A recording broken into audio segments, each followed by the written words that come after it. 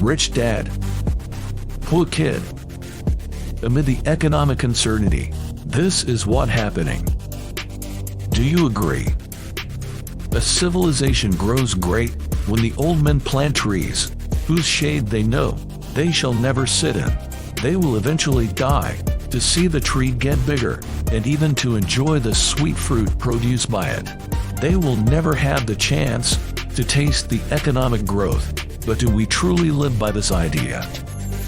For the first time since the Great Industrial Revolution, future generations are not becoming richer than their own parents. While there have certainly been hindrances and historical outliers from this trend, it has remained true in aggregate for most populations of developed economies around the world. Is this what we call economic success? For a considerable duration, the prevailing belief was that individuals' children would enjoy a better standard of living in their adulthood compared to their own parent. However, in today's reality, this expectation has largely shifted. In fact, most young professionals can only aspire or even dream to match the lifestyles of their parents. While their parents view this as economic success, the children view this more like economic tragedy. Today, younger generations are encountering increasing difficulty in securing stable employment, affording comfortable housing, starting families, and saving for retirement.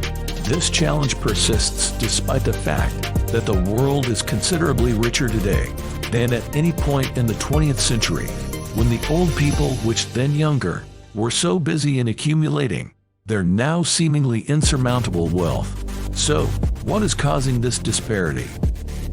How is it that a world with greater overall wealth and richness is producing succeeding generations that are economically less well off? Is there an underlying cause that driving this phenomenon? And if so, is there a feasible way to reverse it? Alternatively, if there isn't, does this imply that each subsequent generation will inevitably be poorer than the preceding one from now on? What is termed that worst that economy tragedy? Economic failure. Yes, the economic model that we inherit might be the root cause, but what can we do? Furthermore, it's worth considering whether this issue holds any significance, given that everyone will eventually pass away and transfer their wealth together with their debt, politician or leader. Here is a question for you all. In any election, do you think we vote for our leader or the people who will follow the direction of their donor? Previously, people vote based on their value, but nowadays, it seems clear that the voter is based on generation demographic. The younger generation will vote for a different party than their parent will. There are less issue on racial or diversity. However, there are now more focus on the age of the voter. Younger voter wants a better life. Affordable housing rent. They want free education. Free health care. Why? Affordable housing rent. As time goes by, the housing price has been skyrocketed. It's almost impossible for the younger generation to purchase their own sweet home. The previous generation, or some would call them baby bloomer, focus on accumulating wealth and richness during the so-called era of economic growth. Never mind if you have a lot of debt, in terms of mortgage, as long they have multiple assets that they can brag on to their neighbors. When they die, some of the debt need to be paid by their children. Ironically, most of the houses bought back then, today is considered not strategic in terms of their location. Hence, the younger generation still need to pay for rent to stay nearby their office. With the salary increment was just at max 10% per year, compared to the housing price, that increased more than triple in the last 30 years. How in the world the younger generation want to even have a dream to buy a house? Free health care. Their parent previously lack of knowledge on medical care. Majority of them didn't even apply for health care insurance. Their children need to take care of them. and some even apply for personal financing to pay their parent hospital bills. Is this the responsibility of children? It is easier to argue on this. It basically based on your moral judgment. Healthcare industry make a ton of fortune. In the developed economy, the house that the baby boomer bought back then was useless. Nobody want to buy it due to location outskirt of major cities. In fact, some of the children need to find extra money to bring their beloved parent to the cities. Why? Because all the big hospitals are there. If they live together with their parents, they would not have enough salary, even just to feed their own small family. Free education.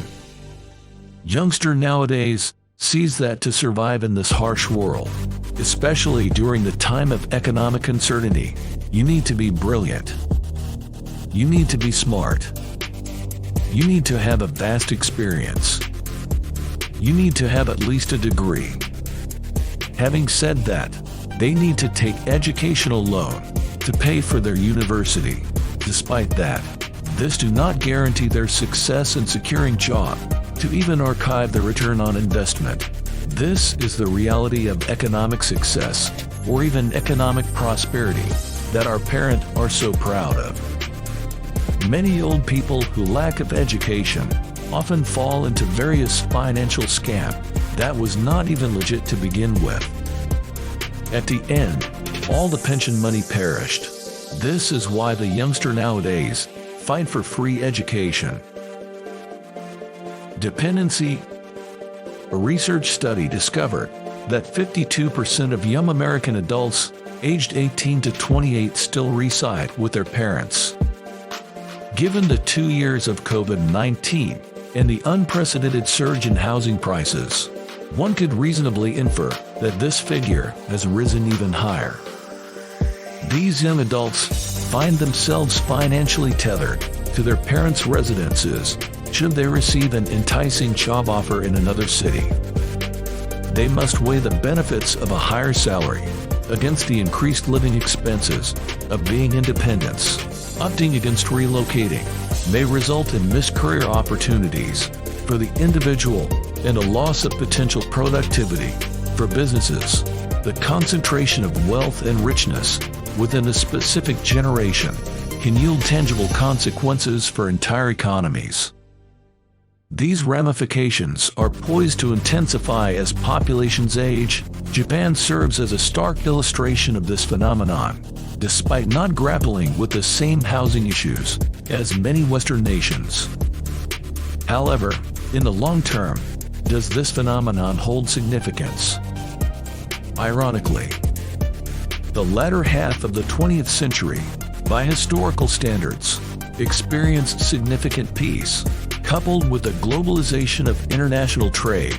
Economic growth surged, propelled by an abundance of cheap fossil fuel energy. This era presented unparalleled opportunities for amassing wealth and economic prosperity, which many of our parents capitalized on. This aspect likely constitutes the final piece of the puzzle.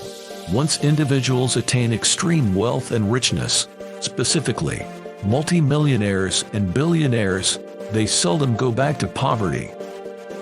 The presence of this cluster of billionaires from this generation skews wealth distribution figures, making them appear worse than they truly are.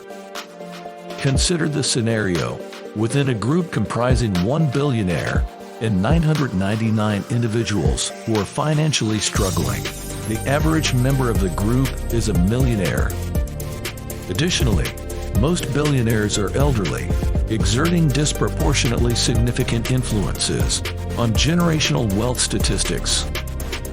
Examining billionaires by age in countries like China, where traditional population voting mechanisms are absent, underscores that wealth accumulation correlates with periods of robust economic conditions, rather than solely through leveraging public policy made by government, relying to the great politician to benefit oneself and one's associates. Rich dad, poor kid. Amid the current economic uncertainties, do you agree with this statement? Check out my top videos and I'll see you there.